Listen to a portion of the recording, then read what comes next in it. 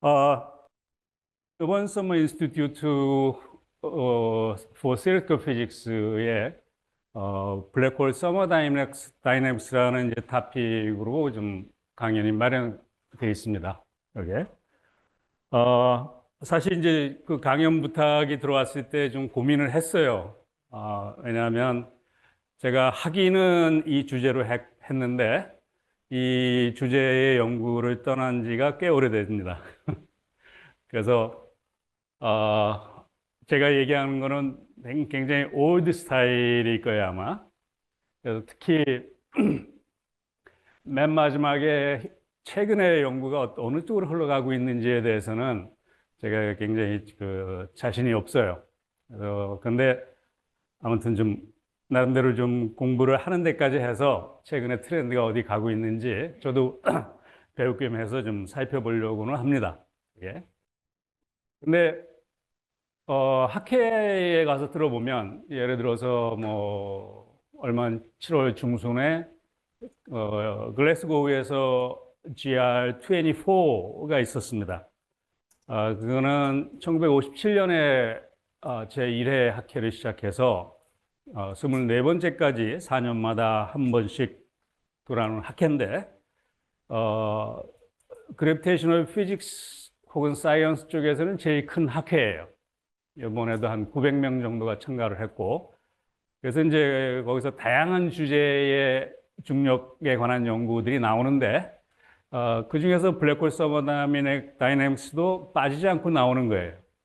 그래서 봤더니, 프로그레스도 좀 있고, 최근에 나온 것. 그 다음에 여전히 그 벽에 부닥쳐 있는 문제도 있고, 그런 것 같아요. 그래서, 여러분이 기본적으로 이제 대부분이 대학원생들이시죠? 혹시 학부생 있으세요?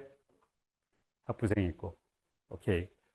그러면 배우는 입장이니까 기초적인 것을 좀 중점으로 해서 저의 블랙홀 서머 다이내믹스 쪽을 좀 다뤄보도록 하겠습니다. 어, 일단 블랙홀 서머 다이내믹스라는 이 주제는 연구 동기가 기본적으로는 퀀텀 그래비티입니다. 양자 중력. 거기에. 그래서 블랙홀 시스템이 양자적인 현상을 결합을 했을 때 굉장히 흥미있는 그런 현상을 보이고 그 대표적인 게 이제 호킹 라디에이션이죠. 최근에는 이제 블랙홀 인포메이션 파라독스 문제도 있고 그런데 출발은 거기서 시작한 건 아니에요. 거기에. 퓨어리 그냥 제너럴 렐러티비티의 블랙홀 스페이스 타임 솔루션이 있는데 그 많은 블랙홀 솔루션 중에서 우리가 알고 있는 거는 굉장히 제한적입니다. 몇 가지. 그리고 그거는 다 거의 다 스테이셔너리한 그런 블랙홀 스페이스 타임 솔루션이에요. 그게. 그래서 그런 경우에 이 블랙홀이 갖고 있는 몇 가지 성질들을 이제 추출해낼 수 있었는데 예를 들어서 이제 그겁니다. 블랙홀이 여기 이렇게 있다 그러면 제 그 직접적으로 와닿는 거는 블랙홀 두 개가 이렇게 부딪혀서 합쳐져서 하나의 블랙홀이 됐을 때 처음에 각각의 블랙홀이 갖고 있는 이벤트 호라이즌의 에리어의 합이 최종적으로 하나의 블랙홀이 돼서 다시 이제 스테이셔너리한 상태로 됐을 때 그 싱글 블랙홀이 갖고 있는 이벤트 호라이즌의 에어리어하고 비교를 해보면 이게 만약에 아인슈타인의 제너럴 렐러티비티 다이내믹스를 따른다 그러면 그 에어리어가 줄어들지 않는다는 거예요. 처음에 블랙홀들의 에어리어 합보다는 적어도 같거나 커야 된다는 이런 성질들이 있습니다. 또 한 가지는 뭐냐면 블랙홀이 이렇게 부딪혀서 합쳐질 수는 있는데 블랙홀을 갖다가 내가 칼로 딱 자르면 그럼 두 개의 블랙홀을 만들 수 있느냐? 그게 불가능하다는 거예요. 다이내믹스는 아인슈타인의 중력 방정식을 따르고 그 다음에 이 자르기 위해서 갖가지 어떤 조작을 할 때 내가 그냥 이상한 물질을 집어넣지 않고 우리가 알고 있는 레귤러하면서도 피지컬한 매터만 어떤 식으로 조작을 해서 블랙홀을 자를 수 있느냐, 그건 불가능하다는 겁니다. No bifurcation theorem이에요. 이와 같이 제너럴 렐러티비티에 근거하고 우리가 노멀한 그런 피지컬 컨디션을 그러니까 상식적인 스탠다드한 피지컬 컨디션을 가정을 했을 때 블랙홀들이 여러 가지 흥미있는 성질들을 가진다는 거예요. 그게 이제 기본적으로 블랙홀 미케닉스라고 부르는 겁니다. 그게.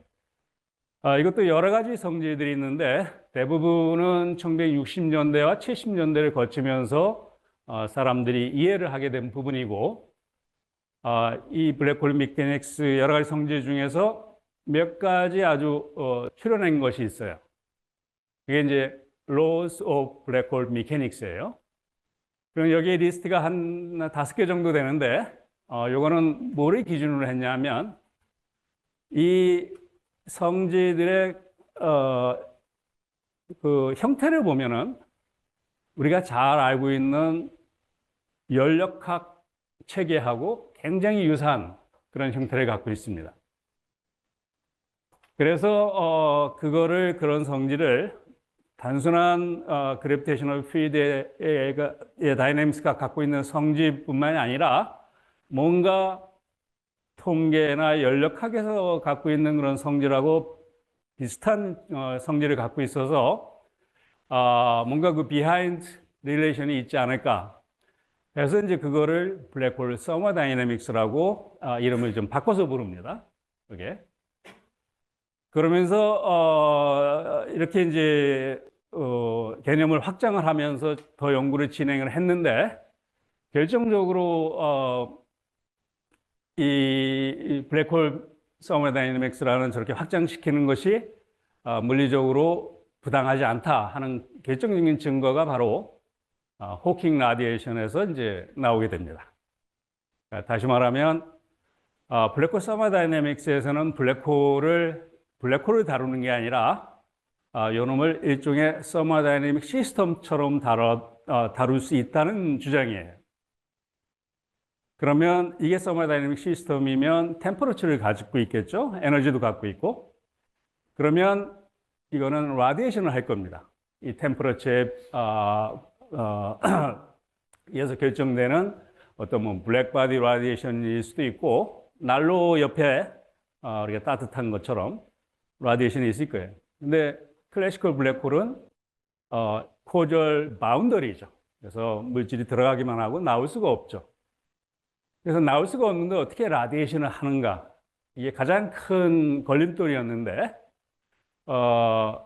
이 호킹 라디에이션이 그 문제를 해결해 줬어요. 그래서 블랙홀 백그라운드 스페이스 타임에서 어떤 우리가 퀀텀 비헤이비어를 하는 물질을 깔아놨을 때 이 퀀텀 파티클들이 블랙홀부터 블랙홀 근처에서 라디에이션이 된다. 그리고 이게 어떤 스티뮬레이티드 라디에이션이 아니라 아무것도 없는 베큐um 스테이트의 퀀텀 필드라 하더라도 자발적으로 그런 라디에이션이 일어난다 하는 것을 호킹이 발견한 거예요.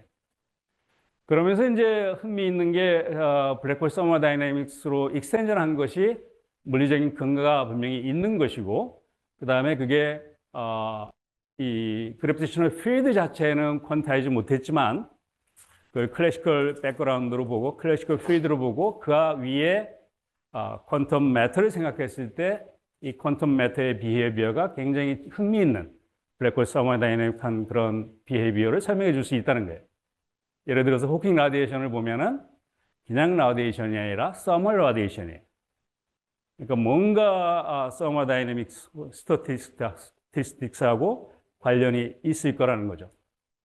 그러면 그 근원이 뭐냐 하는 걸 살펴보는데 원래 우리가 그 시공간에 대한 그래비테이셔널 필드도 기본적으로 매터하고 인터랙션을 한다는 걸 아인슈타인이 발견했으니까 매터가 퀀텀 비헤이비어를 한다 그러면 그래비테이셔널 필드 자체도 퀀텀 비헤이비어를 할 거예요. 그러니까 스페이스 타임도 클래시컬한 스페이스 타임이 아니라 퀀텀 스페이스 타임이라는 그게 뭔가 있겠죠. 그게. 근데 그거를 아직은 잘 모르니까 그냥 클래시컬 백그라운드 놔두고 매터만 퀀타이즈 해왔던 거예요. 그게. 이거를 우리가 이제 세마이 클래시컬 스킴이라 그러는데 이거는 전자계약을 할 때도 처음에 전자기 필드를 퀀타이즈 할 줄 몰랐을 때도 과연 전기장과 자기장이 퀀타이즈 됐을 때 이게 우리가 어떤 현상이 나타날 것인가? 그전에는 몰랐던 이런 질문을 했을 때도 똑같이 해봤습니다. 그때는 어떻게 했냐면은 전기장과 자기장을 양자화하고 싶었는데 어떻게 할지 모르니까 그냥 클래시컬리 놔두자. 대신 전기장과 자기장이 깔려 있는 데서 매터는 퀀텀 매터로 한번 보자. 그러면 여기서 옛날에 모르고 있던 그런 어떤 퀀텀 새로운 현상이 나타나는가. 그래서 그것도 역시 세마이 클래시컬 스킴에서 퀀타이제이션을 해본 거죠. 그랬을 때 우리가 잘 알고 있는 아하로노프 이펙트라든가 이런 식의 전자가 자기장 플럭스를 지나갈 때 모르고 있던 그런 비헤이비어를 하죠. 플럭스 퀀타이제이션이라든가 이런 비헤이비어를. 똑같은 이제 어넬러지로 시공간 자체에 대한 퀀타이제이션을 하고 싶지만 우리가 그걸 어떻게 하는지 아직 모르고 있을 때 어떤 현상이 나타나는가를 알면 그러면 거기서 많은 힌트를 줄 거예요. 그래서 그러기 위해서 사실 호킹이 먼저 시작한 건 아닙니다. 다른 사람이 많이 시작했고 운루라든가 아니면 누구야? 이럴 때마다 제가 나이가 든다는 걸 느껴요. 이제 옛날에 봤던 논문의 저자들 이런 사람들이 논문의 내용이 어렴풋이 나오는데 그 사람의 이름이 뭔지 생각이 안 나요.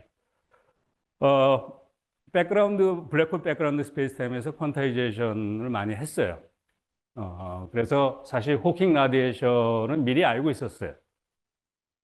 근데 그거를 사람들이 인정해주지 않는 이유는 뭐냐 하면 거기선 purely 퀀타이제이션 입장에서 그냥 얘기를 했는데 호킹이 했던 거는 이 spontaneous radiation이 된다는 걸 보인 거예요. 그게. 다른 필드에서 그 전까지는 퀀텀 필드를 했을 때 spontaneously 블랙홀이 라디에이션을 하는 게 나오질 않아요. 그게. 근데 이제 호킹이 그걸 보인 거죠. 그래서 결정적으로 블랙홀이 양자적인 현상과 만나면 어떤 에너지를 방출을 하고 그 에너지 방출이 서멀 형태로 나오는 게 굉장히 나온다는 것까지 보여준 거죠. 예? 그래서 그러면 이런 모든 현상이 왜 일어나는가 하는 그런 질문을 많이 했고 그런 질문에 대한 연구가 1970년대 호킹이 나올 때부터 지금까지 쭉 연구가 되어 왔던 겁니다. 이게. 그래서 여기서 결국 사람들이 이제 알고 싶은 거는 뭔가 이런 호킹 라디에이션이나 블랙홀 엔트로피, 블랙홀 서머다이내믹스 이런 것들의 이런 성질을 펀더멘털한 레벨에서 유도해낼 수 없을까 하는 것이 많이 또 노력이 있었죠. 그 중에 한 브랜치가 바로 스트링 시어리예요. 또 다른 브랜치가 이제 루프 퀀텀 그래피티고 여러 가지 노력들이 있었습니다. 그래서 그런 주제하고 연결이 되는 주제입니다.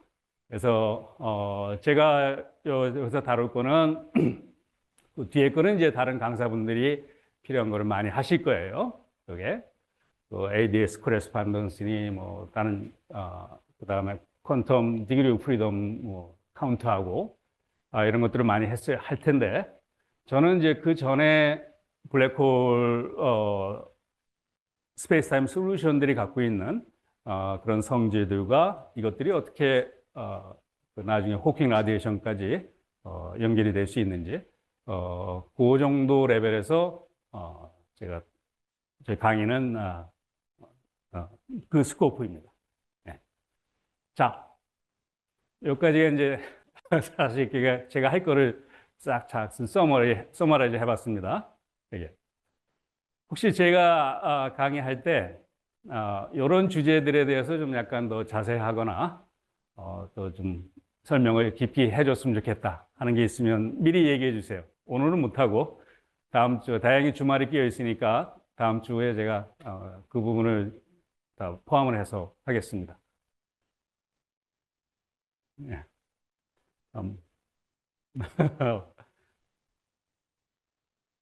오케이. 그러면 차려진 밥상만 드세요. 오케이.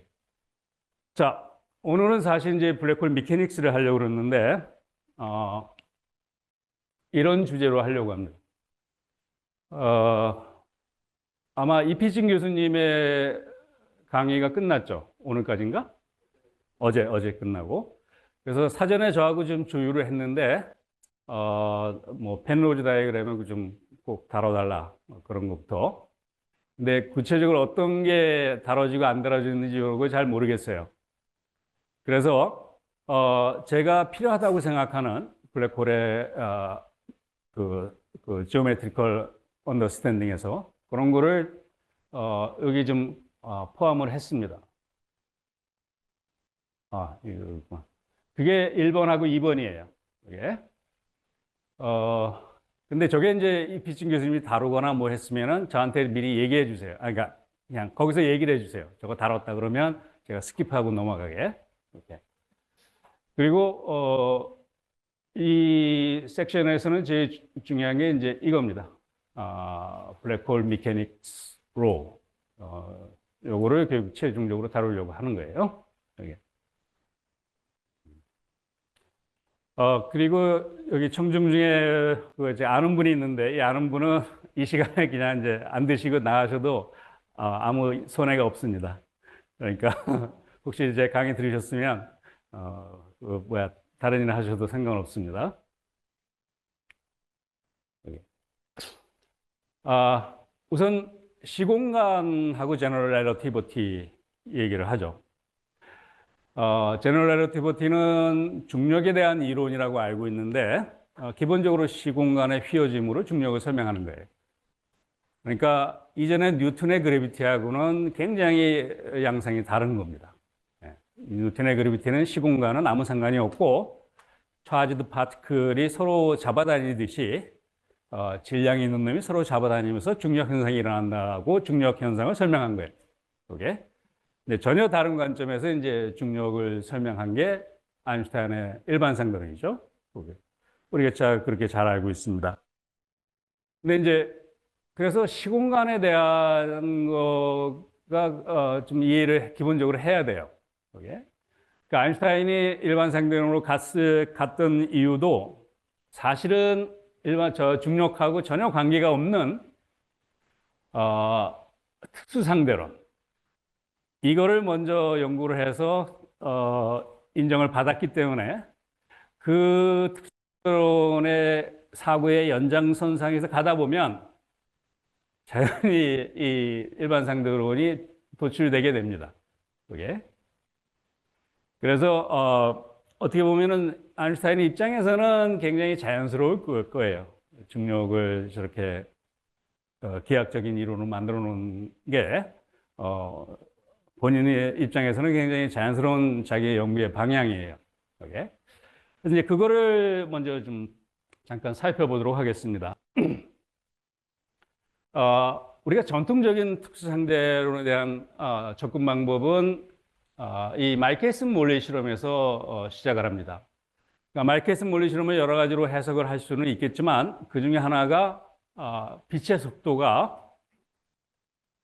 속도를 측정하는 관측자의 운동 상태와 관계없이 다 똑같다 이겁니다. 그러니까 광속 불변이라는 실험적인 사실을 전제로 하고 그러면 이게 의미하는 바가 뭐냐 해가지고 쭉 사고를 전개시켜 보면 예를 들어서 뭐 시간 지연이라든가 길이 수축, 로렌츠 변환, 동시성의 상대성, 뭐 이런 것들이 쭉 나오게 됩니다. 그런 성질들이. 네. 근데 저는 이런 접근 방법보다는 아예 좀 다른 방법으로 요새는 이제 많이 물리학이 발전이 됐으니까 접근 방법이 좀 다르게 해보겠습니다. 예. 우선 시공간의 기본 개념을 좀 살펴봐야 되는데 이게 이제 공간에서 뭐가 폭탄 같은 게 터지는 거예요. 그러면 저거를 우리가 다른 사람한테 얘기를 해주려면 어떤 게 필요한가요? 네.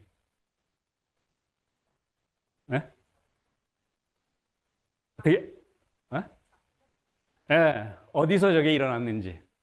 네. 그 다음에 또 이게 이제 이렇게 장소가 다른 곳에서 이 폭탄이 터지고 있죠. 입에 이런 게 일어납니다. 그래서 이런 사건들을 표현을 하려면 어디서 일어났는지 알아야 되고 또 한 가지 저게 언제 일어났는지 이걸 알아야 될 거예요.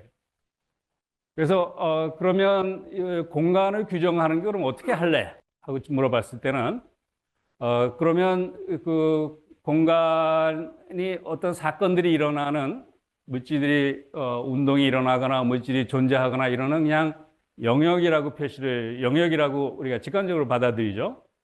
그런 일이 일어나는 자리, 영역 이렇게. 그러면 그 공간을 그럼 좀 더 구체적으로 표현해 봐라 하면은 우리가 어디서 일어났는지 좌표를 도입을 해요. 그래갖고 공간의 위치를 다 이름을 지어줘요. 이게 이제 공간 좌표라는 거죠. 그래서 이게 이제 공간 좌표라는 거고, 이게 이제 서로 다른 장소에서 일어난 사건을 구분을 지을 수 있게 되는 거죠. 요거는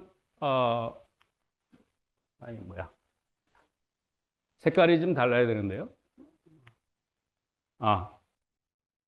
이게 금방 이건 뭐냐면 같은 장소에서 발생을 했어요. 이게. 근데 좀 이따 다른 일이 또 일어나요. 같은 장소에서. 그럼 저 두 사건을 구별을 우리가 할 수 있는데 시간을 도입해서 저 사건을 구분을 하죠. 이렇게. 이런 식으로 우리 주위에 일어나는 물리적인 현상 가만히 들여다보면 요거로 충분하다는 걸 알 수가 있어요. 이게. 그래서 이제 요걸 얘기하면 이거 뭐가 빠졌다. 이게.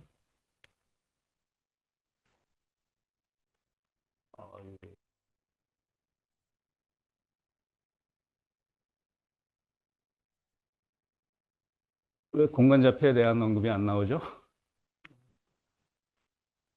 예. 이게 프리제 프로그램이 좀 다른 것 같아요. 여기 한컴 오피스가 있는데 제가 사용하는 거 달라서 뭐가 좀 빠지는 것 같아요. 이게 어디까지 이게 계속 이렇게 되면 곤란한데. 이거.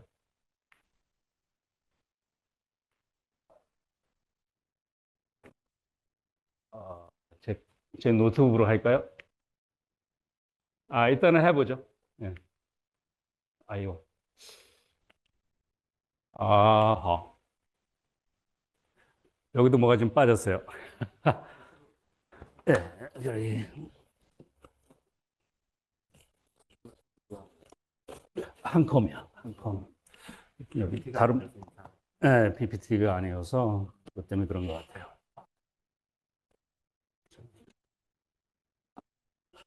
이거는 뭐였습니까?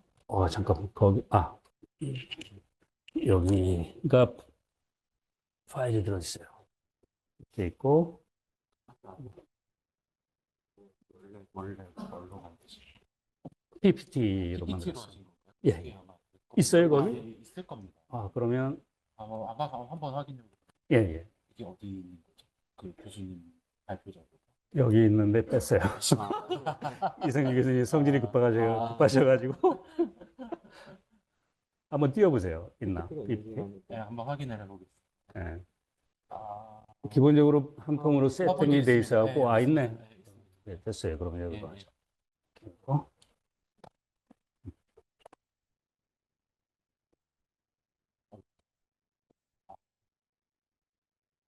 요거를 다시 아, 네. 예. 아, 예, 될 것 같습니다. 인식을 못하지? 열을 받아서 시간 음, 어디 나왔네요. 거기 가면 거기에 아, 예, 첫 요 번째 거. 첫 번째 거. 그렇게 하면 그냥 한 컴으로 돼요. 아, 예, 이거 다른 거로 여기에 예, 연결. 느리긴 하네. 아, 네. 연결 프로그램 파워포인트가 예, 예. 아, 있었구나. 이거 열을 받아가지고 음, 됐어요.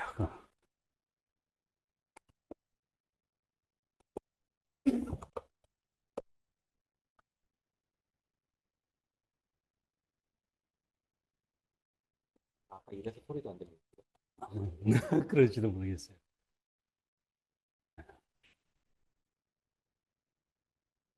됐을 것 같은데요. 예, 됐습니다. 고맙습니다.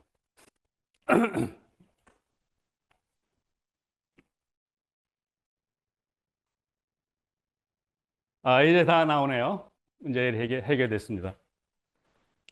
아, 그래서 우리가 시공간을 나타낼 때 시공간에 이름표를 붙여주는데 그거가 바로 사건이라고 합니다. 그래서 그 사건 이름표는 우리가 네 가지 양이 필요하고요. 그래서 이제 하나가 시간이라는 개념이고, 그다음에 세 가지가 우리가 공간을 나타내는 거죠. 그게 이제 경험적으로 혹은 관측을 통해서 우리가 공간이 3차원 공간이고 시간이 1차원이다. 요걸 반영하는 거죠. 이게. 그래서 시공간은 일단은 이렇게 표현할 수 있습니다. 사건의 집합으로.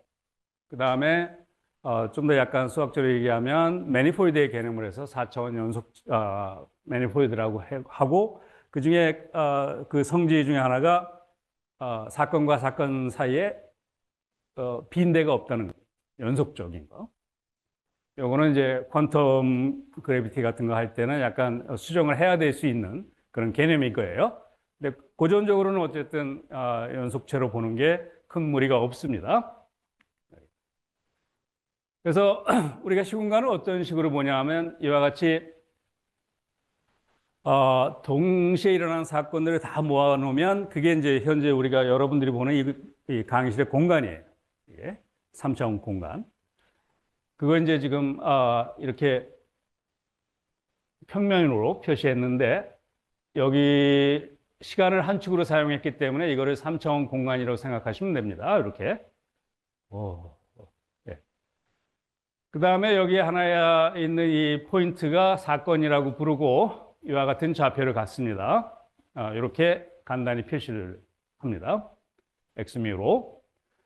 그 다음에 이제 또 이게 이제 시간이 흘러갈 테니까 이 동시 사건을 계속 모아두면 같은 위치에 있는 사건이라도 다른 시각에 발생한 사건이 됩니다. 그래서 이 3차원 공간의 적층으로 전체 4차원 시공간을 표시할 수가 있겠죠.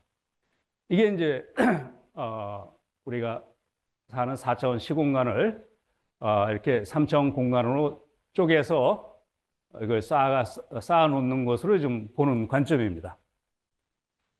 그 다음에 여기서 일어나는 어떤 사건들이 있을 때 그 사건들을 추적을 하면 2차원 곡선이 될 텐데 그 곡선을 우리가 세계선이라고 부릅니다.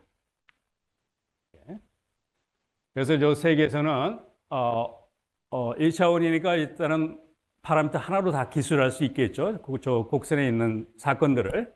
그 사건들의 좌표를 알면 되니까 그 좌표가 어떤 파라미터 하나의 함수로 주어지면 그게 하나의 이제 세계선을 기술하는 것이 됩니다.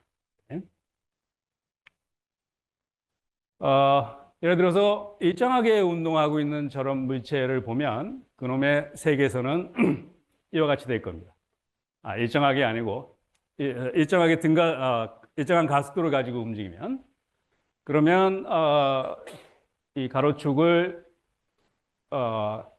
이게 움직이는 방향이라고 하고 그게 세로축을 시간의 흐름으로 표시를 하면 요 물체는 세계에서는 이와 같이 될 겁니다.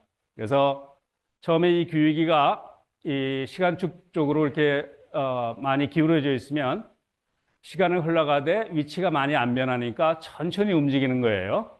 그러다가 같은 시간 변화에 대해서 위치 변화가 많으면 속도가 빨라지게 되는 거죠. 이렇게. 그 다음에 이제 우리가 어떤 물리적인 시체인 막대기 같은 거를 이렇게 세계선으로 표시한다 그러면 막대기의 세계선은 앞부분이 세계선이 이렇게 될 거예요. 이렇게. 그리고 이 막대기를 이루는 요 물질들이 지나가는 세계선은 요 두 곡선으로 쌓여져 있는 요 안이 될 겁니다. 이게 이제 막대 세계선을 다 모아놓은 겁니다. 이렇게. 그러면 이제 우리는 저 막대 이렇게 있을 때 이거를 어떻게 인식하느냐 하는 거예요. 그러니까 이거를 이렇게 보지 말고 4차원 시공간에서 요 사건들의 집합으로 막대를 봅니다. 그 다음에 우리가 실제로 어떤 현상이 일어나는 걸 관측을 할 때는 그러면 어떤 식으로 막대를 인식하는가 하는 거예요. 그럼 우리는 어떤 식으로 하냐 하면 요 사건과 요 사건은 우리한테 동시에 일어나는 사건이 돼요. 그 다음에 요 사건과 요 끝에만 봅시다. 요 사건이 먼저 일어났고 요 사건이 나중에 일어난 사건이에요. 그리고 요게 막대 뒷끝이고 요게 막대 앞끝이죠. 만약에 우리가 사건들을 이런 식으로 모아놔요. 막대의 뒷끝은 요거를 사용하고 쭉 가서 막대의 앞끝은 요 사건을 모아놓으면 그러면 막대가 이루는 사건이 이렇게 될 겁니다. 그렇죠? 근데 우리는 그런 식으로 인식하지 않죠. 그러니까 우리가 시공간에서 어떤 현상이 일어나는 것을 가만히 보면 물체가를 인식을 할 때 항상 우리가 보기에 동시에 일어난 사건들에 있는 물체, 거기에 자리하고 있는 물체들을 이 시간에 그 물체의 실체라고 생각합니다. 다른 말로 하면 막대기가 지나갈 때 그 사건을 어떤 식으로 인식하냐 하면 요 사건들에 놓여 있는 분자들을 모아놔서 막대기로 인식한다는 거예요. 동시에 일어난 사건에 있는 자리에 이렇게. 그렇게 우리가 막대기를 인식을 합니다. 그 다음에 이 막대기의 길이 같은 것도 어떻게 재냐 하면 여기서부터 여기까지의 원래 요 자리에 있던 그 공간의 길이를 서로 약속한 자 가지고 측정을 합니다. 그래서 막대기의 크기, 길이 이렇게 얘기를 하는 거예요.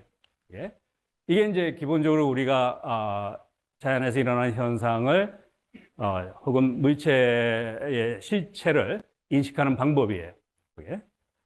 자, 그러면 그 다음에 이제 이건 그렇게 하고 더 연습을 하면 이제 빛의 경로를 좀 살펴보죠. 그럼 빛의 경로는 빛의 속도를 c라고 했을 때 처음에 빛이 원점에 여기에 있었다 그래요. 여기를 있었다고 치고 그러면 요 기울기대로 c분의 1로 이렇게 직선 운동을 할 거예요. 직선이 안 되네. 그래서 저게 이제 빛의 오른쪽으로 여러분에 대해서 오른쪽으로 발사한 빛의 세계선일 겁니다. 여기. 근데 저거를 이렇게 시간축을 c를 곱해서 그냥 새로 정의하면 이제 이것도 길이의 단위를 갖고 이것도 길이의 단위를 가져요. 그렇게 되면 저 세계에서는 요런 표시에서는 45도 선을 다리게 될 겁니다. 그래서 앞으로는 계속 이 TT더라는 걸 사용할 겁니다. 그리고 C는 1로 놓은 거나 마찬가지예요. 그렇게 간주를 하시면 돼요. 자, 이번에는 빛이 평면에서 퍼져나가는 걸 한번 살펴보도록 하겠습니다. 이렇게 어느 한 점으로 빛이 쭉 줄어들었다가 다시 원점을 지나서 퍼져나가는 이런 빛의 세계에서는 한번 표시해 보고 싶다. 그러면 여기다 시간축만 도입하면 되겠죠? 공간에다. 그래서 동시에 빛이 있었던 자리를 시각으로 해서 여기에 직각 방향을 시간축으로 이렇게 간주를 하면 그러면 이게 이제 빛의 세계선이 이렇게 나오게 될 겁니다. 네? 네. 그래서 요 사건에서부터 빛의 미래로 흘러가는 왼쪽으로 가는 빛, 오른쪽으로 가는 빛, 앞으로 가는 빛, 뒤로 가는 빛, 그게 이제 요 원을 이룰 겁니다. 여기에. 그 다음에 여기에 과거에서 빛이 원점으로 오는 거는 여기 여기에서 이쪽으로 빛이 이동할 거고요. 고도의 기술이 필요한 포인터네요. 그래서 요 지점에서 빛이 가는 경로를 모아놓은 거를 우리가 이렇게 보통 표시하는데 이거를 우리가 광불이라고 얘기합니다. 그죠? 네. 자, 여기서 이제 실제로 우리가 사는 공간은 2차원 평면이 아니기 때문에 3차원 공간이에요. 그래서 요 서클을 구면이라고 생각을 간주를 하시면 그러면 전체 4차원 시공간에서의 일어나는 일을 그 머릿속으로 상상을 할 수가 있을 겁니다. 자, 여기까지 이제 시공간을 표시하는 것만 좀 배웠습니다. 일부 매트릭의 개념이 들어갔기도 했지만, 뭐 등소근이, 운동이니 뭐 이런 거 할 때, 이제는 우리가 사는 시공간의 이름표가 아니라 실제 물리적으로 시간과 공간을 좀 더 탐구를 하고 싶어요. 그러면 예를 들어서 이런 거일 겁니다. 우리가 사는 이 공간, 동시에 발생한 사건들을 모아놓은 이 공간에 실제적으로 물리적인 양들이 뭔가 그거를 좀 봐야 될 거예요. 그러면 다른 말로 강의실에 얘기하면 정말 이 공간이 편편한 공간인가? 아니면 휘어진 공간인가? 이렇게. 보통은 이제 경험적으로 유클리디언 공간으로 인지를 관측을 하고 해보면 그렇게 될 거예요. 근데 유클리디언 공간이라도 어떻게 휘어졌는지 이게 다양한 휘어짐이 있을 겁니다. 그래서 실제로 우리가 공간에 대해 성질을 알려고 하면 공간이 예를 들어서 이제 2차원만 표시하면 이렇게 양의 공류를 갖는 거, 음의 공류를 갖는 거, 그다음에 제로, 0의 공류를 갖는 편편한 공간 이렇게 다 각양각색이 있을 수 있죠. 여기에. 그럼 이제 이거를 실제로 해봐야지 알아요. 그런데 하는 방법 중에 하나가 이와 같이 삼각형을 그려서 내각의 합을 살펴보면 될 겁니다. 그래서 이것도 다 해보면 이런 성질을 갖고 있다는 거 알겠죠? 그래서 여기에 어디에 들어가느냐에 따라서 우리가 편편한 공간이 있다는 것을 결론을 낼 수가 있을 거예요. 그 다음에 이 작업을 우리가 사는 공간 전체에 대해서 해봐야 될 거예요. 여기만 해보는 게 아니라 여기는 편편할 수 있지만 저쪽에는 어떨지 모르잖아요. 그럼 가서 거기도 해봐야 돼요. 이런 식으로 우리가 사는 공간에 다 해봐야 됩니다. 실제로는. 여기에. 자, 근데 이제 요거에 대해서 옛날에는 지금이야 이제 이렇게 다양한 휘어져 있다는 걸 알지만 옛날에는 만약에 여러분이 뉴턴 시대에 태어났다 그러면 아마도 여러분도 이렇게 생각을 했을 거예요. 당연히 편편할 거 아니냐. 그냥 유클리디언 3디멘셔널 스페이스로 이렇게 플랫 스페이스로 이렇게 생각할 겁니다. 자, 그 기하학적인 성질을 우리가 반드시 알아야 되는데 어떤 공간에 살고 있는지 알려면 그러면 그거로부터 공간에서의 두 사건 간의 거리를 우리가 이제 얘기를 할 수 있게 됩니다. 예를 들어서 공간에서 P라는 사건과 Q라는 사건이 있을 때 P, Q 두 사건의 거리가 어떻게 되느냐 이런 질문을 하면 여러분은 대답을 할 거예요? 아니면 다시 되물을 거예요? 되묻겠죠. 왜냐하면 P하고 Q라는 사건만 주어졌다고 해서 그 두 사건의 공간적인 거리를 우리가 얘기할 수가 없어요. 왜냐하면 P하고 Q를 가는 그 경로는 굉장히 무한대로 많이 있을 수 있으니까 이와 같이 여기 세 가지만 보여줬는데 그래서 두 사건을 잇는 경로가 주어지면 그때부터 이제 그 경로를 따라서 두 사건의 거리를 얘기할 수 있게 되죠. 이게 이렇게 될 겁니다.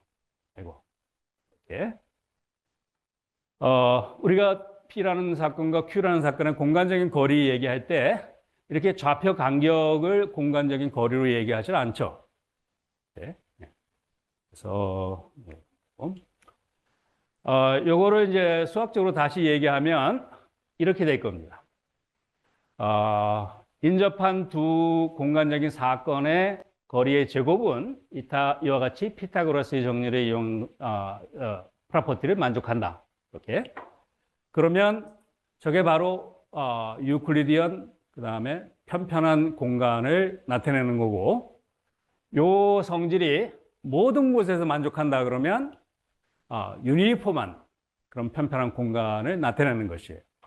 그래서 이렇게 인접한 두 사건의 거리의 제곱에 관한 관계식을 얘기를 하면 그게 이제 그 공간의 성질을 다 얘기해 버리는 거하고 똑같은 정보를 갖고 있습니다. 그게. 그리고 그거의 성질 중에 하나가 여기 있는 공간의 사건들의 이름 짓는 이름표가 달라도 요 조합은 바뀌지 않는 거죠.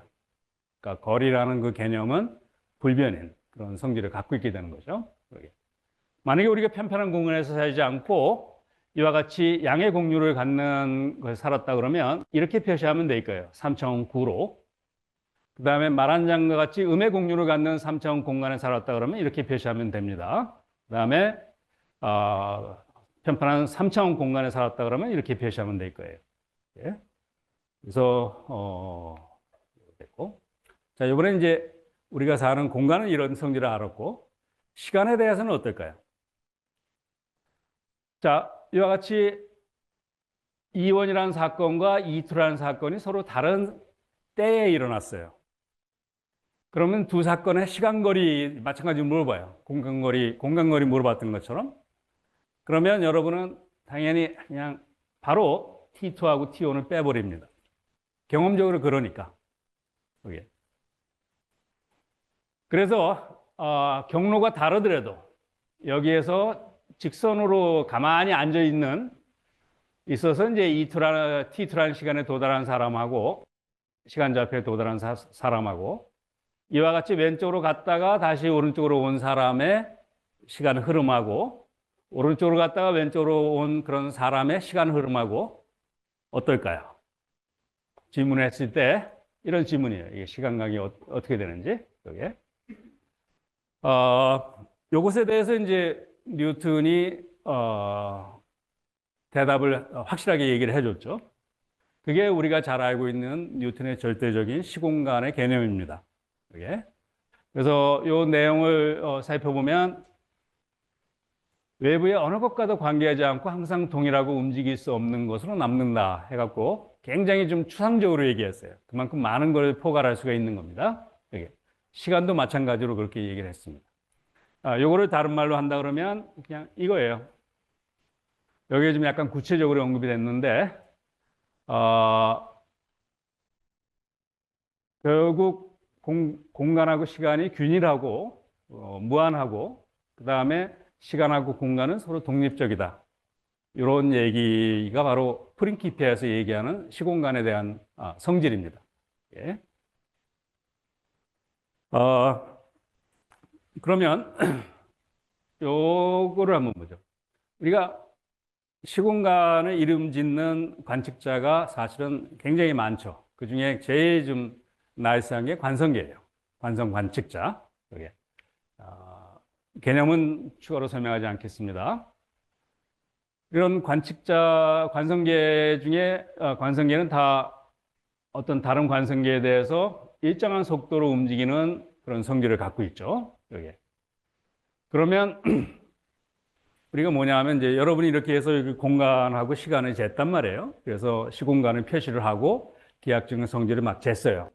그래서 아까 같은 그 유클리디언 공간의 개념과 거리 구조와 그다음에 시간은 여기 사건을 막 살펴보니까 시간은 이상하게 경로와 상관없이 그냥 사건이 일어난 저 시간과 나중 시간의 차이만 빼면 된다. 이렇게 관측을 실험을 해보니까 그런 결론을 얻었어요. 그게 절대적인 시공간의 개념이죠. 여기. 자, 그런데 그러면 여러분에 대해서 움직이고 있는 다른 관측자도 이 시공간에 똑같은 일을 할 거 아니에요? 그 사람도 저희가 보는 공간을 거리 구조와 시간의 거리 구조를 실험을 통해서 막 관측을 해요. 근데 이 두 사람이 보는 시공간은 다른 걸까요? 같은 걸까요? 그냥 움직이고만 있지. 이거는 물리적인 실체로 같은 거 아닐까? 이게 기본적인 상식적인 생각일 겁니다. 그래서 같은 시공간에 대해서 두 사람이 이런 실험을 해봤어요. 그럼 어떤 결론을 얻을까? 그래서 그게 결국은 동일하다는 결론이 뉴턴의 결론입니다. 동일한데 그 구조가 이렇다는 거예요. 거리 구조하고 시간 구조가 여기 지금 표시를 안 했는데 아까 말한 것처럼 공간 이 길이는 요 두 사건에 만약 어떤 경로 주었을 때 길이가 있다 그러면 그것에 대해서 이 관측자나 똑같은 값을 얻는다. 길이는 불변이다.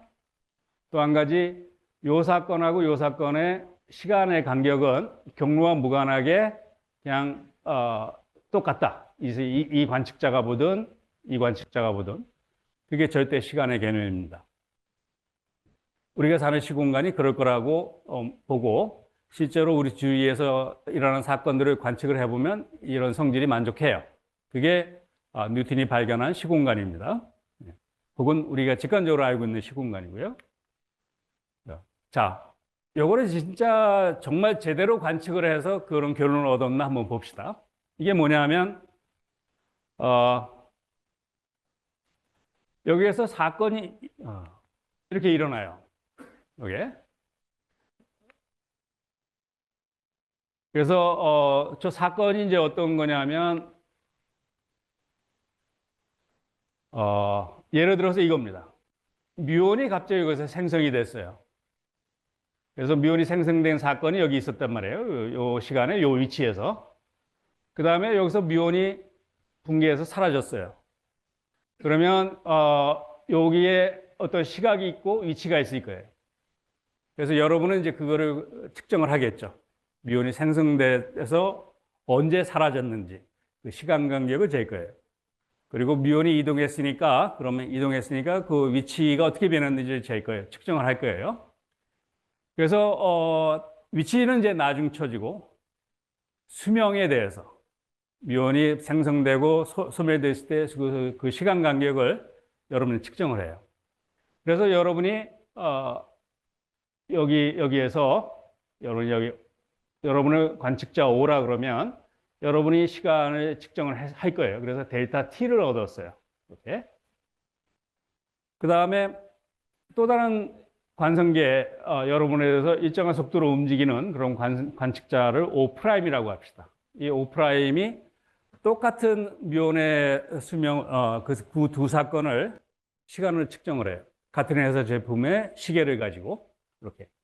그래서 그 사람은 델타 T'이라는 수명을 얻었다고 합시다. 그러면 이게 같을 것인가? 이거예요. 자, 이거를 어떤 관점에서 보냐면 서로 같은 시공간에서 일어나고 있는 거죠. 시공간이 바뀐 게 아니에요. 그리고 동일한 두 사건을 관측하고 있는 겁니다. 그래서 동일한 두 사건에 대한 시간 흐름 관측을 두 다른 관측자가 한 거예요. 상대 운동이 있는 그러게. 그랬을 때 시간 간격이 같을 것인가 다를 것인가. 이게. 이렇게 해보면 아주 간단한데, 요게 이제 뮤온이 발생되는 겁니다. 우주선에서 어떤 하이에너지 파티클이 오면 성층권 부근의 대기와 충돌을 해서 뮤온이 생성이 돼요. 아이고, 여기가 생성된 거라고 보고, 그 다음에 이제 이게 가면서 붕괴를 할 테니까 붕괴 보면 이거 예. 그 뮤온의 수명을 쟀을 때 실험실에서 뮤온이 만들어져서 뮤온이 가만히 있는 놈이 갑자기 이제 다른 거로 딱 바뀌었을 때 그 수명을 재보면 대략 2.2 마이크로세컨드가 나온답니다. 요게 뮤온의 수명이라고 생각을 했어요. 요게. 그래서 뮤온의 수명이 그렇고 성층권에서 만들어진 이 뮤온의 속도를 보면은 대략 빛의 속도의 99.8%의 빠르기로 지상으로 떨어지게 됩니다. 그게 이제 지상에 있는 여러분이 관측한 뮤온의 속도예요. 자, 그럼 뮤온이 여기서 만들어졌을 때 얼마나 얘가 이동을 할 수 있을까요? 그게 이제 이렇게 된 거예요. 뮤온의 수명이 2.2 마이크로세컨드니까 뮤온의 속도를 재보니까 99.8%. 요거 하면 0.66km밖에 안 나와요. 그러면 성층권에서 지상까지의 거리는 훨씬 더 길죠. 1km, 근데 1km보다는 훨씬 더 클 겁니다. 그러면 여기서 만들어진 뮤온은 지상에서 검출이 될 수가 없을 거예요. 이미 다른 거로 바뀌었기 때문에. 그런데 실제 실험으로 뮤온 디텍터를 갖다 놓고 지상에서 하면 엄청 많이 뮤온이 관측이 돼요. 측정이 돼요. 그럼 뮤온이 여기서 살아남아서 여기 왔다는 거 아니에요. 근데 벌써 뮤온은 다른 거로 붕괴해 버렸어야 되는데 이게 뮤온 검출의 미스터리였어요. 사람들이 이해를 못했던 거예요. 자, 그런데 이 사실이 있는 그대로 받아들이면 어떻게 될까 하는 거예요. 이거를 이렇게 볼 수가 있을 겁니다. 뮤온의 수명이라는 거는 뮤온이 생성된 것과 소멸된 두 사건의 시간 간격이에요. 그 시간 간격을 2.2 마이크로세컨드라는 거는 뮤온이 하고 정지해 있을 때 그 관측자가 잰 수명인 거예요. 정지 수명인 거예요. 일종의. 그래서 여기서 뮤온하고 같이 뮤온에 앉아서 뮤온하고 같이 가는 그 관측자가 재면 그 시간은 2.2 마이크로세컨드라는 겁니다. 근데 동일한 사건에 대해서 두 사건에 대해서 여러분은 여기 있으면 그러면 이 동일한 두 사건의 시간 간격이 과연 2.2 마이크로세컨드가 될 거냐 하는 거는 아직 모르는 거죠. 이 물체의 여기 관측자의 속도가 99.8%인데 빛의 속도에 이게 또 다른 관성계란 말이에요. 이 사람의 속도가 굉장히 낮을 때는 다 실험을 해서 같다는 걸 확인한 거예요. 옛날에는. 근데 이렇게까지 높은 상대 운동을 갖는 관측자하고는 실험을 해본 적이 없는 거예요. 그 실험을 이거로 했다고 생각하면 됩니다. 그래서 해보니까 시간 간격이 여러분이 잰 뮤온의 수명은 약 2.2 마이크로세컨드에 한 16배 정도가 나와요. 여기 실제로 뮤온이 여기서 만들어지고 뮤온이 여기 사라지는데 대략 요거를 좀 어떻게 지하로 뭐 이렇게 있어갖고 쭉 뮤온이 검출되는 한계를 딱 찾아내면 거리를 알 거란 말이에요. 그러면 이 속도를 아니까 뮤온의 수명을 계산할 수 있잖아요. 그렇게 해보면 2.1 마이크로세컨드에 한 16배 정도가 나온다는 거예요. 그래서 이거를 하나의 실험으로 생각을 해보세요. 동일한 두 사건의 시간 흐름이 관측자에 따라서 어떻게 달라지는지, 정말 같은지 해보면 다르다는 겁니다. 여기. 그래서 이거를 우리가 그냥 받아들여야 돼요. 우리가 사는 시공간의 거리 구조와 시간 구조를 엄밀하게 실험을 해서 우리가 파악을 해야 되는데 옛날에는 그 파악된 것이 유클리디언 공간과 절대적인 시간 이렇게 파악이 된 거예요. 근데 실제로 해보니까 시간이 절대적으로 흐르는 게 아니라는 게 여기서 발견이 된 거예요. 예. 그럼 이 구조가 그럼 어떻게 이해를 해야 되느냐? 이게 우리가 할 때는 여기서 뮤온의 수명이 2.2 마이크로 세컨드에 16배가 나왔는데 뮤온하고 같이 움직이는 우리에 대해서 일정한 속도로 움직이는 사람이 그 동일한 뮤온의 두 사건을 했을 때 2.2 마이크로 세컨드밖에 안 나왔단 말이에요. 시간의 흐름이 달라져요. 자, 그럼 우리가 사는 이 시간의 구조하고 거리의 구조가 어떻게 될 것인가? 마찬가지로 이제 이 거리도, 길이도 또 측정을 해보겠죠.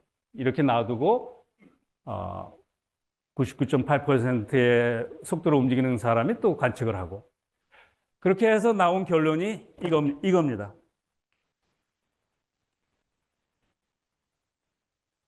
이렇게. 그래서 이런 실험을 해봐요. 요 P라는 사건과 Q1이라는 사건이에요.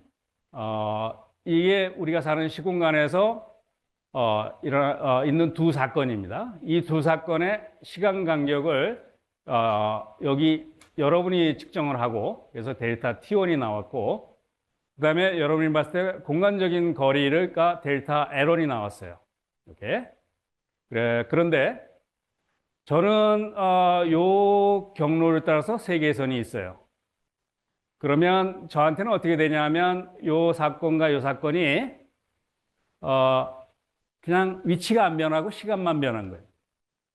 그러니까 P라는 사건이 저한테는 어떤 거냐면 이겁니다. 하고 요 사건이 그대로 그냥 같은 위치에서 딱 소리가 난 거예요. 그러니까 제 입장에서는 여러분이 저쪽으로 움직일 테니까 제 입장에서는 같은 위치에서 요 사건과 요 사건. 요거의 시간 간격을 재본 거예요. 거리 간격은 0이고. 그래서 제가 그 잰과 그 잰 양하고 여러분이 한번 지금 재보세요. 시간 쟀죠? 그 다음에 거리 쟀죠? 그거를 재서 이렇게 저는 시간은 1초였고 거리 간격은 0m고 여러분은 1초보다 약간 좀 더 걸린 거로 나올 겁니다. 그 다음에 거리도 약간 1m보다 좀 큰 게 나올 거고. 네. 자, 똑같은 거를 이번엔 제가 여러분보다 아까보다 더 빨리 움직여요. 막 이렇게 하면서 저는 제 입장에서는 그냥 가만히 있으면서 이렇게 하고 같은 위치에서 1초 후에 이렇게 한 것뿐이에요. 근데 제 움직임이 여러분보다 빨랐어요.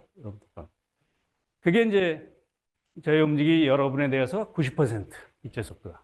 그럴 경우 어떻게 되느냐? 여러분이 측정을 해봐요. 자, 제가 빛의 속도의 90%로 갑니다. 시간 측정하세요. 어떻게 나왔나요?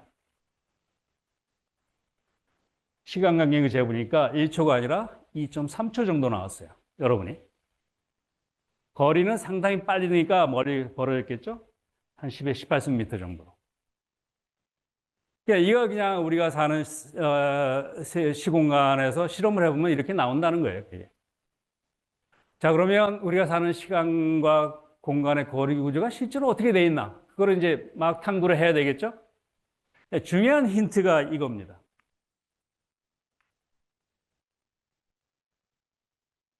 요 조합을 한번 계산해 보는 거예요. 오케이? 그래서 제가 조합을 요거 계산해 보니까 공간 간격은 그냥 0이고 시간 간격은 1초니까 이렇게 나왔고 여러분도 똑같이 계산을 해요. 그랬더니 대략 이렇게 나왔어요. 그래서 아주 같지는 않지만 비슷해요. 실험 오차가 있겠죠?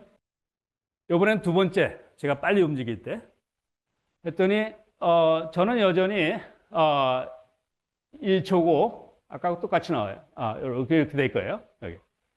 여러분은 이제 어떻게 될 거냐면 한 2.29초 이렇게 나와요.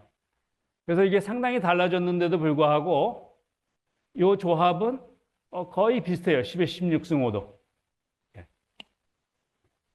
그래서 나온 결론이 뭐냐면 이거예요. 요거. 그러면 이게 무슨 얘기냐면 우리가 사는 4차원 시공간의 실제적인 공간과 시간의 거리 구조가 이럴 거라는 겁니다. 이렇게. 그러면 정말 이런 거리 구조가 맞는지를 갖가지 실험을 해보면 되겠죠? 실제로 맞아요. 그럼 이게 의미하는 바가 뭐냐 하면은 뉴턴의 시공간에서는 거리와 시간의 흐름이 각각이 분리가 됐고 절대적이었어요. 관측자에 무관하게. 그러게. 그래서 독립적이라는 거죠. 시간과 거리의 공간이. 그게. 근데 더 이상 여기서 보시면 공간의 거리와 시간의 거리가 각각이 독립적인 게 아니라 요거의 이런 조합이 독립적인 거예요. 조합이 불변인 거예요. 이게. 그러니까 만약에 다른 사람이 제가 움직이는 사람이 이제 이걸 똑같은 사건을 했을 때는 저의 시간 흐름과 공간 그거를 해보면 t 프라임과 x 프라임 요것이 똑같은 조합이 같은 값을 갖게 된다는 겁니다. 그게. 그래서 요게 이제 우리가 얘기하는 시간과 공간이 복합이 돼 있다 이겁니다. 시간 간격과 공간 간격의 이런 복합이 불변인 시공간에서 우리가 살고 있다. 이렇게 되는 거예요. 여기. 그래서 그 결과로서 아까 같은 미온의 실험을 해보면 다 그게 설명을 할 수가 있게 되는 겁니다. 여기. 그래서 우리가 사는 시공간의 거리 구조가 그렇게 단순한 게 아니고 이와 같이 서로 복합되어 있는 그런 시공간에서 살고 있다는 것이 우리가 발견할 수가 있어요. 자, 그러면 이런 시공간에서 살 때 나타나는 물리적인 현상들은 어때야 될까? 그 부분을 좀 살펴보죠. 요거는 그냥 나중을 위해서 매트릭으로 표시한 건데 이건 더 이상 하지 않겠습니다. 많이 하셨을 테니까.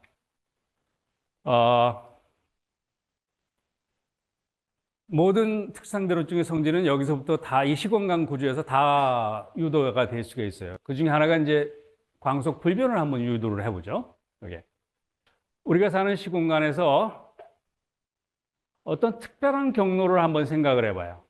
그 특별한 경로라는 게 뭐냐면 아까 같은 그런 조합이 시간의 흐름과 공간의 위치 변화의 그런 조합이 0이 되는 그런 경로를 한번 생각해 봐요.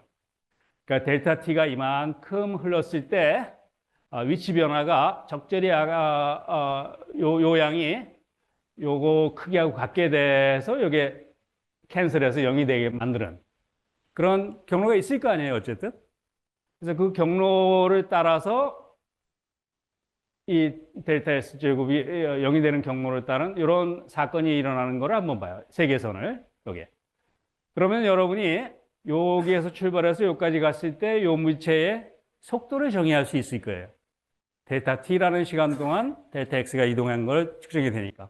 그래서 여러분은 그 속도를 재요. 그래서 O라는 관측자가 저 사건의 저 세계선의 속도를 이렇게 재봐요. 근데 저 경로를 따르면 이게 0이 되니까 여러분은 어떻게 될 거냐면 델타 x가 요거하고 같아야 되겠죠. 그래서 플러스 마이너스 c 델타 t가 나오는데 오른쪽으로 움직였으니까 플러스예요. 하면 c가 나와요. 이 c는 이 시공간이 갖고 있는 여기 어떤 상수예요. 그 다음에 이제 저도 또 똑같이 측정을 해요. 같은 이 경로에 대해서. 이 경로는 불변이잖아요. 어쨌든 제가 보더라도 이 경로로 갔을 거고. 그래서 저도 시간을 측정해 보니까 델타 t 프라임이라는 시간이 흘렀고 위치 변화가 델타 x 프라임이에요. 근데 요거는 조합이 0이 되겠죠. 그래서 저도 속도를 측정을 하면 이렇게 될 거고 요게 델타 t 프라임이니까 역시 같은 상수가 나오게 됩니다. 따라서 우리가 이런 시공간 거리 구조를 갖고 있는 시공간에서 우리 살면은 모든 관측자에 대해서 똑같은 속도를 갖는 경로가 하나가 있어요. 그런 경로가 특별히 있어요. 예. 그리고 그 경로를 따라갔을 때 그 불변인 속도는 이 시공간의 구조를 나타내는 성질 중에 하나는 요 C, 요것에 의해 결정이 됩니다. 그리고 그게 우리 세계에서는 빛이었던 거예요. 자, 이번에는 이제 시간 지연 효과도 역시 마찬가지로 생각을 해볼 수가 있어요. 우리가 잘 아는 시간 지연 효과가 같은 사건인데 서로 시간의 흐름이 다르다 하는 게 이거잖아요. 이것도 역시 마찬가지로 이런 시공간 거리 구조에서 그대로 유도될 수가 있습니다. 생략하고, 로렌츠 변환 자체도 유도할 수 있어요. 직각좌표계에 회전했을 때 그 관계식, 로테이션 매트릭스 아는 것처럼 똑같이 이런 같은 사건에 대해서 관측자가 달라질 때 이렇게 거리 구조, 시공간 거리 구조가 같게 되는 그런 좌표 변환을 구해낼 수 있어요. 거기서부터. 유도는 생략하고 나중에 그냥 참고로 해보시면 이해하실 수 있을 겁니다. 네. 그다음에 이제 속도 합성. 우리가 절대 시공간에서 특징이 뭐냐 하면, 같은 물체, 동일한 물체가 움직이고 있는데 보는 사람마다 속도가 다르다는 겁니다. 상대 운동이 있으면. 근데 그 속도에 다른 거는 다른 게 아니라 이거죠. 기차 안에 탄 사람이 기차 안에서 움직이는 야구공의 속도를 봤을 때 VB라고 합시다. 그러면 기차 밖에 있는 땅에 서 있는 여러분이 봤을 때의 야구공의 속도는 기차 안에서 본 거에다가 기차의 속도를 더해준 것이 되겠죠. 이게 우리가 경험상에서 흔히 알고 있는 속도 합성 법칙입니다. 갈릴리안의 속도 합성 법칙이에요. 이게 특징은 뭐냐 하면 같은 물체의 속도인데 VB와 VB가 동일하게 되는 경우가 있을 수가 없다는 겁니다. 야구공의 속도인데 기차 안에서 본 사람이 야구공의 속도가 기차 밖에서 여러분이 본 야구공의 속도하고 같을 수가 없다는 거예요. 같을 때는 언제냐 하면 V가 0이 되는 경우, 기차가 안 움직일 경우, 상대 운동이 없는 경우에. 그래서 상대 운동이 있기만 하면 동일한 속도를 갖는 물체가 있을 수가 없어요. 절대 시공간에서는. 근데 우리가 사는 시공간은 그게 아니죠. 이제 상대론적 아까 민카우스키 매트릭을 갖는 그런 시공간이에요. 거기서는 이 속도 합성 법칙이 이거는 아닐 거고 해보면 이렇게 바뀝니다. 그럼 여기서는 성질이 한 사람이 측정한 속도가 빛의 속도가 나오면 다른 사람도 반드시 빛의 속도가 나오게 돼요. 그 다음에 어떤 사람이 측정한 속도가 빛의 속도가 작으면 아무리 이거를 반복해서 합성을 하더라도 빛의 속도가 작은 게 나와요. 그러니까 속도가 증가하긴 하는데 기차에 탄 사람보다는 기차 바깥에 있는 사람이 본 야구의 속도가 더 증가하겠죠. 시속 150km를 던지면 기차 안에서 밖에서 본 사람은 어떤 물체의 속도가 시속 450km가 나올 거예요. KTX 같은 경우. 이와 같이 속도가 빠른 게 계속 증가할 수가 있어요. 절대적인 시공간에서는. 근데 우리가 사는 실제적인 특수상대론적 시공간에서는 아무리 이런 거 기차 위에 기체를 놓고 막 해도 기차 100개 층을 놓고 저기서 시속 150km 야구공을 던져도 이 지상에 있는 나한테는 저 물체의 속도는 빛의 속도는 못 넘어요. 그러니까 뭔가 물체의 속도가 상한이 있는 것이 여기서 나오는 것 같아요. 그거는 나중에 이제 더 보겠습니다. 그 다음에 이제, 시간을 좀 봐야 될 것 같습니다. 1시에 시작했고, 지금 2시 12분이니까, 8분 동안만 제가 할게요. 그리고 10분을 질문을 받도록 하겠습니다. 20분이 되면 누군가 좀 얘기해 주세요. 자, 빨리 넘어가도록 하겠습니다. 그 다음에 동시사건도 여기서 달라지게 됩니다. 동시사건이라고 하면 두 사건이 있는데, 이와 같이 일어난 시각이 같으면 그러면 동시사건이라고 그러죠. 여기에. 근데 아까 같은 시공간 구조에서 어떤 사람한테 동시사건이 일어나면 요 시간의 변화가 없죠. 그러면 요 4차원적인 거리의 제곱은 요게 될 겁니다. 그러면 똑같은 사건을 다른 관측자가 측정하면 기본적으로 시간 흐름이 이렇게 있고 거리 위치 변화가 이렇게 있을 수가 있겠죠. 근데 여기서도 동시에 일어나려면 이게 0이 돼야 될 거예요. 이게. 그러면 이제 위치 변화도 같아지게 되고 그런 경우죠. 이게. 근데 굳이 이게 0이 아니면서 이 전체 조합이 이거를 만들 수 있는 방법이 여러 가지가 있죠. 이게. 이게 0이 아니면 여기가 음수가 생겨요. 근데 같은 양을 되려면 좀 더 멀리 움직이면 되지, 이동이. 델타 X 프라임은 약간 더 커지면 됩니다. 그러니까 그런 관측자가 만들어지면, 그러면 여전히, 요 4차원적인 시공간 거리 구조는 유지하면서 동시에 일어난 사건이 아니게 될 수가 있는 겁니다. 그래서 그게 엄청 이런 관측자가 많이 있다는 거예요. 예? 그래서 더 이상 동시에 일어난 사건이 그 개념이 절대적인 것이 여기서는 있을 필요가 없어요. 이런 새로운 특상대론적 시공간 거리 구조에서는. 그게 이제 요 실험으로 알 수가 있는 겁니다. 여러분이 있고, 여러분에 대해서 V라는 속도로 움직이는 다른 관측자가 있다고 해요. 근데 서로 거리가 같은 A와 B를 O에서부터 사람한테 부탁을 해요. 각각 총을 가지고, 똑같은 회사의 제품의 총을 가지고 나한테 총을 쏴라.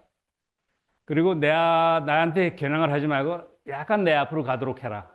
그리고 총알이 내 앞에서 딱 만나면, 그럼 너희들은 동시에 총을 쏜 거다. 그래갖고 A가 총을 쏜 사건과 B가 총을 쏜 사건이 동시에 일어난 사건이 됩니다. 저한테는, 이 관측자한테는. 자, 여러분한테는 어떻게 될까요?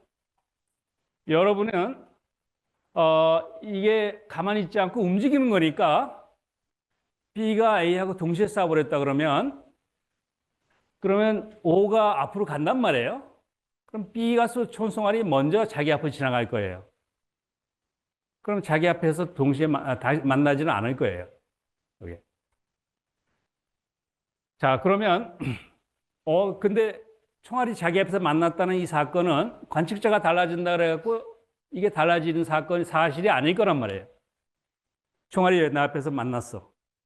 그럼 여러분이 보더라도 O라는 사람 앞에서 총알이 만났을 거라고요. 그러려면 어떻게 했냐면 B가 총을 쏜 사건이 나중이 돼야 돼요. 여러분한테는. 그래야지 O에서 앞에서 총알이 만날 거 아니에요? 여러분이 보기에. 네. 그래서 저한테는 총을 쏜 사건이 같은 시간에 일어났는데 여러분한테는 다른 시간에 일어난 사건이 돼버립니다. 그래야만 돼요. 그래야지 O 앞에서 총알이 만났다는 이런 불변의 사건이 설명이 될 수가 있는 거예요. 여기.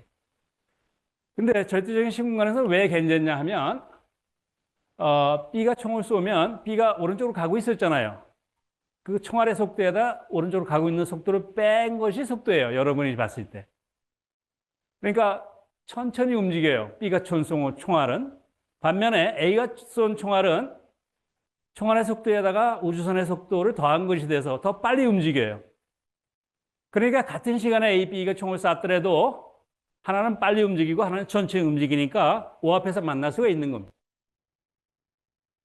그게 이제 뉴턴적인 절대 시공간에서 이렇게, 그러니까 동시에 일어나는 사건은 절대적일 수 있다 이렇게 되는 거예요. 근데 이 총알이 아니고 빛을 쏴왔다 그러면 우리가 사는 시공간에서 빛의 속도는 누가 보나 똑같잖아요. 그러니까 B가 쐈다 그래서 빛의 속도가 느려지지도 않고 A가 쐈다고 그래서 빛의 속도가 빨라지지도 않아요. 그러면 동시에 일어날 수가 없겠죠. 여러분한테는. 예. 그래서 B가 나중에 일어나야 돼요. B가 총을 쏜 사건은. 그래서 요거를 이렇게 볼 수가 있습니다. 저한테는 A와 B가 빛을 쏜 사건이 동시에 일어난 사건이어서 같은 시간에 일어난 거예요. 근데 여러분은 어떻게 되냐면 그게 아니고 A가 먼저 빛을 쐈고 그 다음에 B가 좀 이따 빛을 쏴서 O한테서 만났다 이렇게 되는 겁니다. 그래서 저한테는 동시에 일어난 사건인데 여러분한테는 다른 시간에 일어난 사건이에요. 요거를 이런 관점에서 봅시다. 자, O라는 관측자는 요게 동시에 일어난 사건들이에요. 이런 사건들이.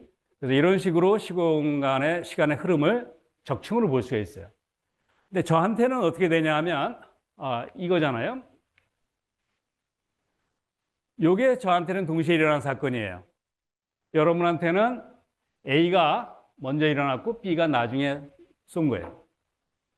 그러니까 여러분한테는 이게 다른 시간에 일어난 사건인데 저한테는 이게 동시에 일어난 사건이라서 저한테 동시에 일어난 사건들을 다 모아라 보라 그러면 저 두 점을 잇는 이 선이 될 겁니다.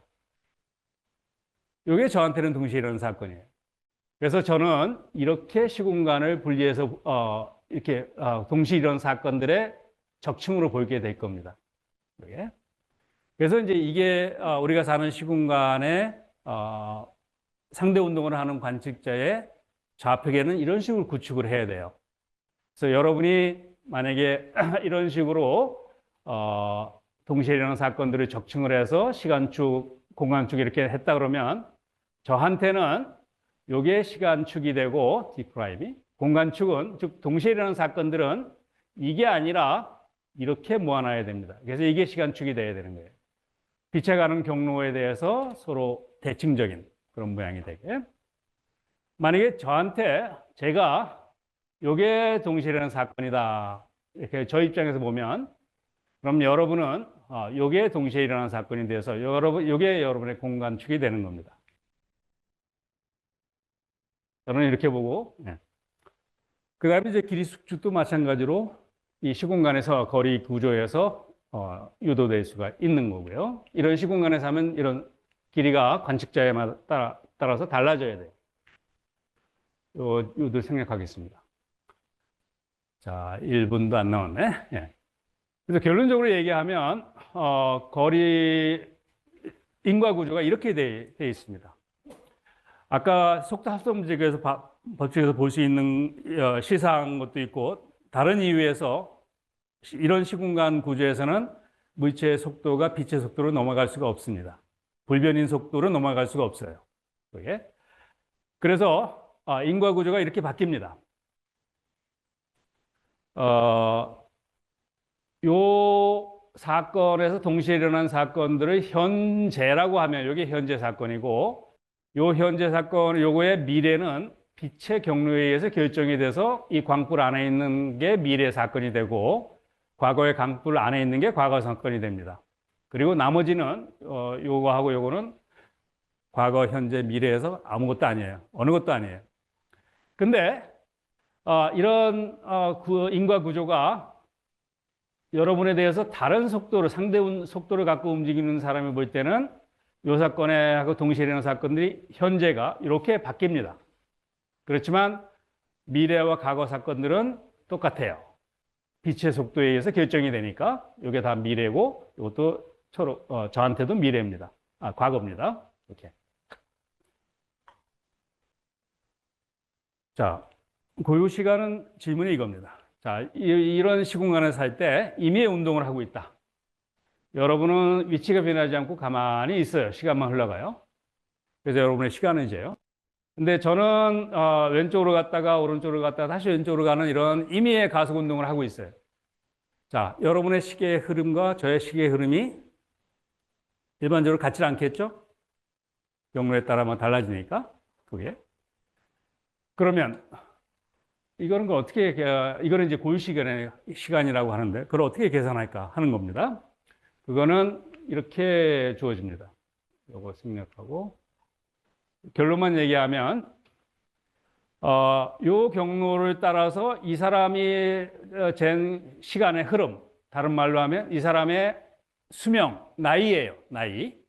그거는 이렇게 계산이 됩니다. ds-제곱이 요 경로를 따라가면 음수가 돼요. 그래서 마이너스를 붙여주고 그럼 양수가 되고 스퀘어 루트 하면 이렇게 됩니다. 그래서 결국 요게 이 사람이 이 경로를 따른 시간의 흐름이 이렇게 됩니다.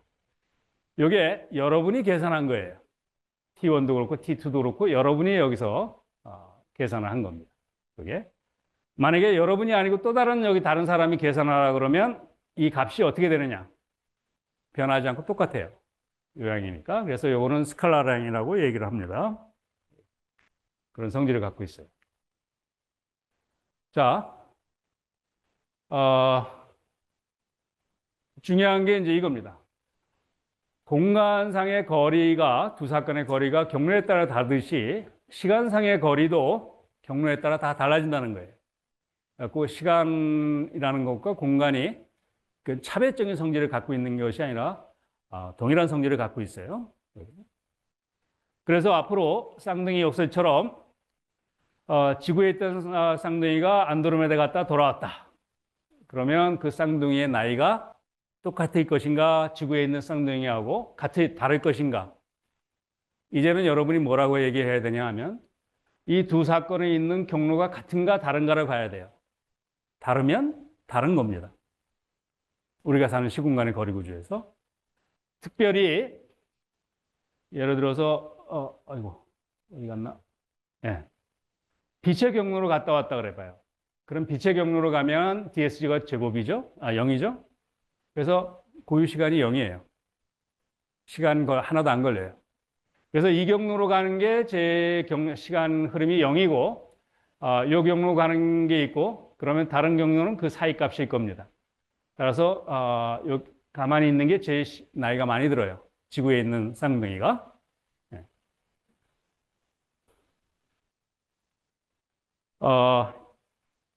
임의의 경로로 갔을 때 어떤 물체가 우리가 속도를 이렇게 정의합니다. 고유 시간에 대한 이 경로에 대한 고유 시간에 대한 위치 변화로 이걸 4 velocity라고 그러고 그 다음에 3 velocity는 이 고유 시간에 대해서 그 변화를 본 게 아니라 여러분이 측정한 그 시간에 대해서 그 위치 변화를 본 게 보통의 3 velocity예요. 여러분이 하듯이 이 물체가 움직인다 그러면 여러분의 시계로 이 변화를 측정을 하는 거예요. 이게 요 움직이는 요 관측 따라가서 가는 사람의 시계로 하는 게 아니라 요게 바로 앉아서 가는 사람의 시계로 한 게 속도가 4 velocity라는 겁니다. 요게. 자, 그럼 4 velocity는 4개의 성분이 있어서 3 velocity 3개보다 더 많은 정보가 있나? 실제로 그렇지 않아요. 여기에 4 velocity의 시간 성분을 보면 이게 바로 로렌츠 팩터예요. 3 velocity에서 결정되는. 그래서 4 velocity는 사실은 독립적인 정보는 3개밖에 없어요. 마찬가지로 4 velocity의 놈을 보면은 항상 마이너스 1이 됩니다. 그 다음에 4 모멘텀은 레스트 매스를 곱한 건 양이 되고 이렇게 될 거예요. 그리고 시간 성분을 우리가 2라고 표시하고 공간 성분을 P 벡터처럼 이렇게 표시하겠습니다. 여기에. 이게 보통의 3 모멘텀하고 다른 거예요. 3 모멘텀은 MV고 거기다 로렌츠 팩터가 곱해져 있어요. 네. 그 다음에 4 모멘텀의 놈을 보면 4 velocity가 마이너스 1이기 때문에 M 스퀘어가 되고 요 노테이션을 쓰면 2의 스퀘어는 이런 식으로 됩니다. 그 다음에 4 acceleration은 한 번 더 움직이는 경로를 따라의 고유 시간으로 미분한 거, 그게 4 acceleration이에요. 여기. 그리고 4 acceleration은 항상 4 velocity하고 직결합니다. 여기. 왜냐하면 요거를 한번 미분하면 하나는 acceleration이 되고 하나는 u가 되니까 오른쪽은 근데 상수니까 0이 되죠.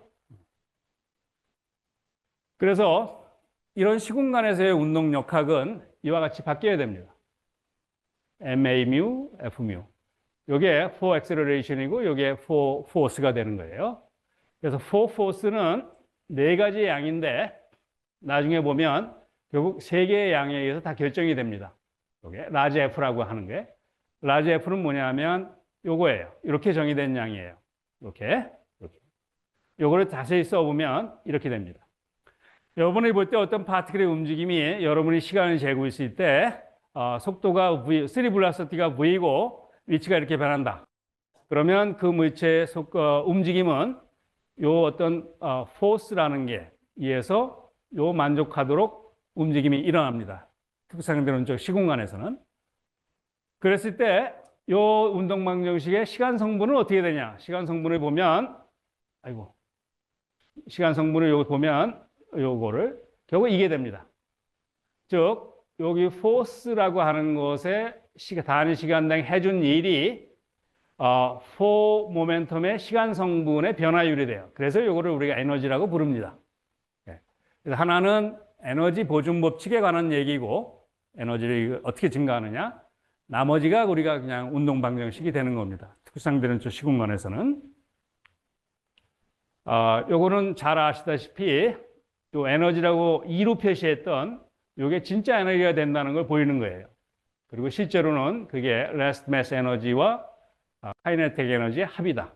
그래서 요 양에다가 MC 스퀘어를 빼면 저게 특수상대론적인 시공간에서 움직이고 있는 물체의 에너지라는 거예요.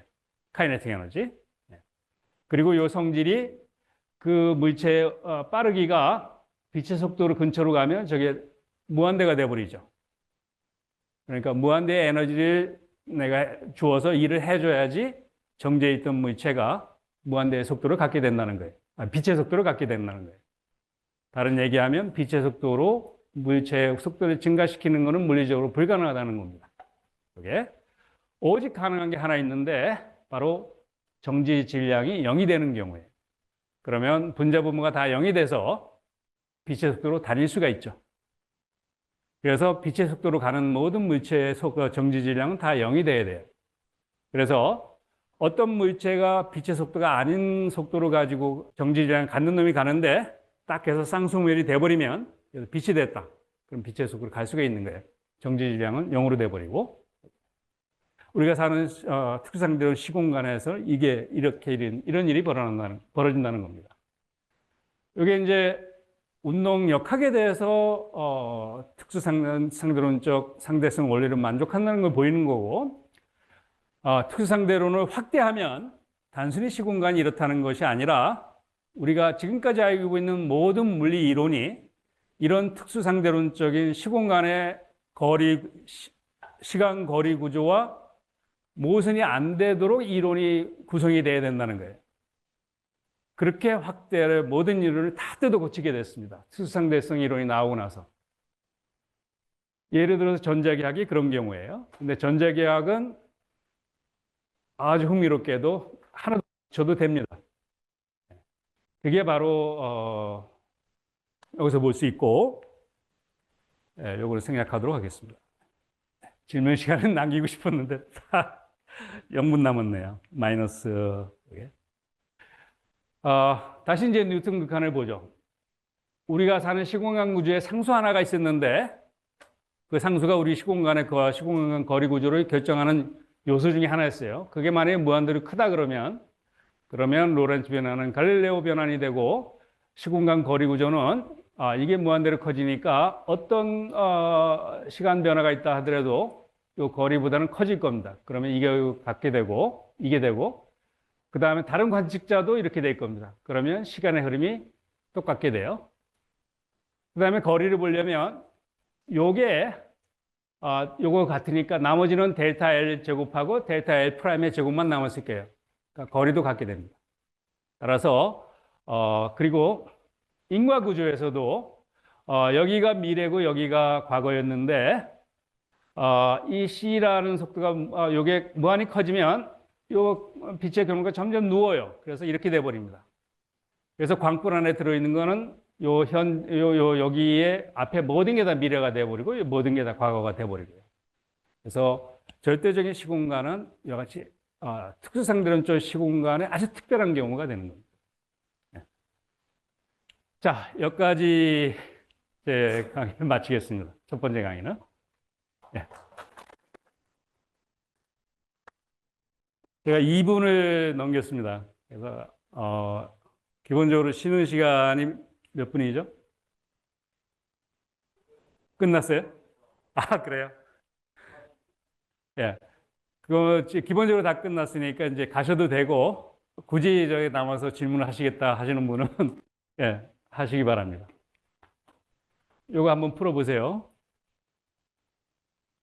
요거 두 개 문제를 좀 냈는데 풀어보시기 바랍니다. 특히 여기 문제 4번 이런 특수상대론적 시공간에서 우리가 살고 있으면 친구하고 약속하기가 되게 어려워져요. 예를 들어서 1시간 후에 안드로메다에서 만나자 해버려요. 그러면 1시간 후에 만나게 하는 게 굉장히 정보가 많아야 돼요. 한번 해보세요. 이거. 예. 자, 질문이 없으면 있나요? 없으면 여기서 마치도록 하고 혹시 좀 하고 싶다 그러면 따로 저하고 질문하면 됩니다. 이상으로 마치겠습니다. 수고 많으셨습니다.